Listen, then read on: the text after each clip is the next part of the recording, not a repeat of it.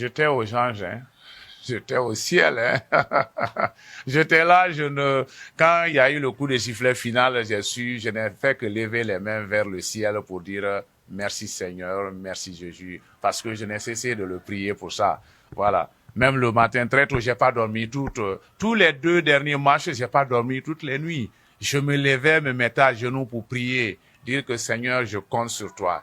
Et je sais que ta puissance se manifestera dans ma faiblesse. Je suis faible, je me confie à toi, je te confie l'équipe et je sais bien que tu ne m'as jamais abandonné et nous allons réussir.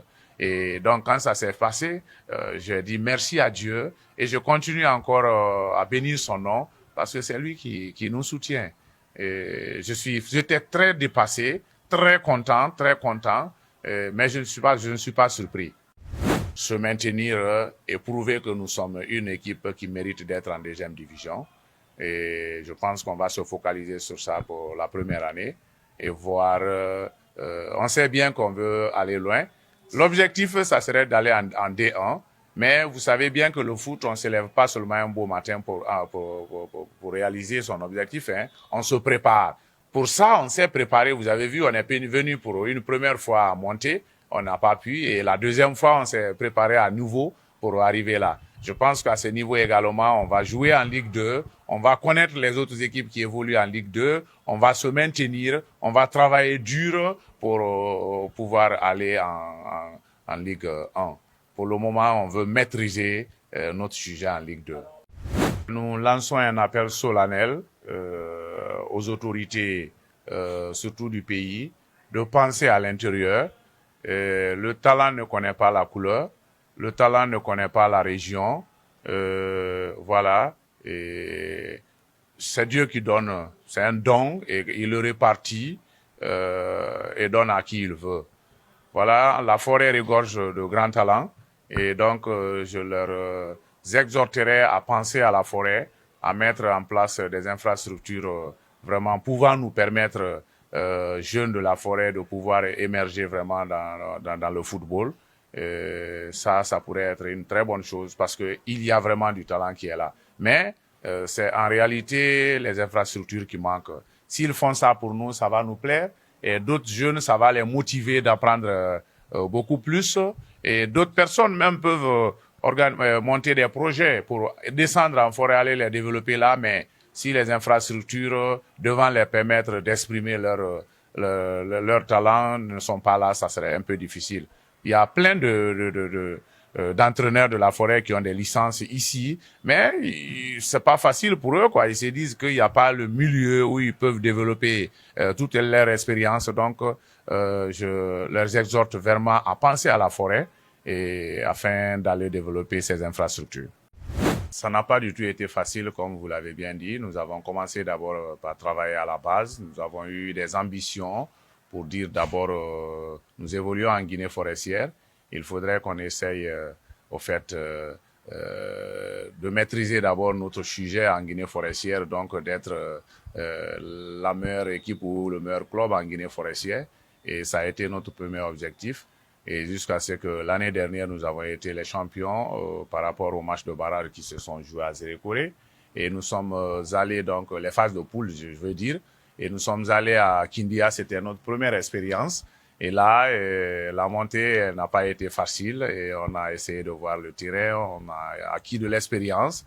Les joueurs, les entraîneurs ont acquis de l'expérience. Et on a promis que cette année, nous serions encore au rendez-vous. Et voilà. Et donc, on a continué à travailler très dur. Comme je viens de le dire, vraiment, c'était pas facile. Et comme vous pouvez le constater, avant d'accéder au sommet, il y a beaucoup d'autres paramètres dont il faut faire cas. Et il y a les questions de conditions physiques des joueurs, il y a des questions d'encadrement des joueurs, même mentales. Donc, c'était pas facile. Mais Dieu merci, nous avons vraiment mis les bouchons doubles pour garder les jeunes dans un état de sérénité, dans un état de travail constant et qui les a permis vraiment de se maintenir et surtout de progresser en niveau.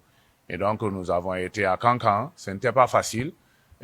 Comme vous le savez bien, il y a plusieurs paramètres pour essayer de créer des conditions pour les joueurs, les questions financières, les questions matérielles, et même les questions humaines, parce que c'est pas tous les compartiments qui sont pourvus à 100% à des moments. Voilà, il y a des manques. Mais on a cherché à faire avec. On est parti à Cancan et nous étions confiants que nous allions être champions à Cancan. Et on a gagné nos 2 premiers matchs d'affilée. Le 3e match, nous l'avons perdu. Et ça, c'était devant Yoma. Et de Giselle, c'était 2-1. Et le 3e match de qualification, on l'a gagné. Donc, nous avons gagné 3 matchs sur 4. Et voilà. Et avant d'accéder à ce carré d'as, qui n'a pas du tout été facile. L'entrée en matière, nous avons échoué. Voilà, nous avons été battus par nos frères de Colima sur le score de 2-0. Mais on s'est dit on a pris des exemples parce qu'on a vécu des expériences. On a vu, quand je m'adressais à mon équipe, je leur ai dit, mais ne désespérez pas. Mentalement, mettons ce match derrière nous parce que nous avons vu la Côte d'Ivoire, ça n'a pas été facile, hein, elle est championne d'Afrique. Mais ça n'a pas du tout été facile. Ils ont fait une ratée au départ. Mais comme ils ont gardé le moral haut et ils se sont surpassés par la suite pour se hisser aujourd'hui sur toute l'Afrique, nous pouvons réussir le même coup. Et les enfants, franchement, ils ont compris et ils ont travaillé durement et nous avons pu vraiment maîtriser notre sujet pour les 2 autres matchs. Les difficultés financières ne manquent pas, mais c'est moi qui, au fait, j'ai le cœur pour cette équipe, mes moyens, j'ai ma petite famille. Heureusement, j'ai une épouse qui me soutient beaucoup, qui travaille aussi au même titre que moi. Voilà, et nos ressources, on les met déjà à disposition de l'équipe pour soutenir l'équipe. Elle m'accompagne avec ce talent, et elle est très compréhensive. Ce que j'aime, elle aime ça. Et c'est le lieu, le moment vraiment de lui féliciter. Voilà. Et donc, il y a cet accompagnement qui est constant. Et par endroit, et heureusement, et aussi, j'évolue au sein d'un hôpital et où je suis responsable. Et donc, les questions de santé des joueurs également, l'hôpital m'aide à prendre ça en charge. Nous avons un kiné qui est très expérimenté. Et donc, quand il y a des problèmes de santé à ce niveau, au niveau musculaire et autres, donc lui aussi, il intervient. On a des médecins compétents. Donc, à ce niveau, disons, je suis une chance pour l'équipe par rapport à ça. Et il y a d'autres personnes de bonne volonté qui nous assistent quand nous avons des problèmes. Ils viennent au secours. Voilà, c'est comme ça on a évolué Clopin. Et quand il y a des compétitions, comme vous savez bien, son nom le définit bien, la subvention, elle n'est jamais suffisante. Elle est, d'ailleurs, si je puis me permettre de le dire, elle est insignifiante quand nous prenons le paquet global. Mais bon, avec les personnes de bonne volonté et la confiance qu'ils portent en moi, et il y a de l'engouement pour pouvoir nous soutenir. Et c'est ce qui nous a amenés jusque-là. Sinon, il n'y a pas un programme de financement constant qui est là. Il n'y a pas une source de financement constante qui dépasse mes revenus.